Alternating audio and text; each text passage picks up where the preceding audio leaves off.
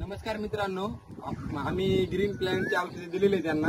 तर कोणते कोणते औषधे आहेत ते तुम्हाला आधी सांगतो मी. ग्रो एक दिलेलं आहे, तर हे एका टाकीसाठी 100 ml वापरायचे. आणि परत ब्लूम एक दिलेलं आहे, हे पण एका टाकीसाठी 100 ml वापरायचे.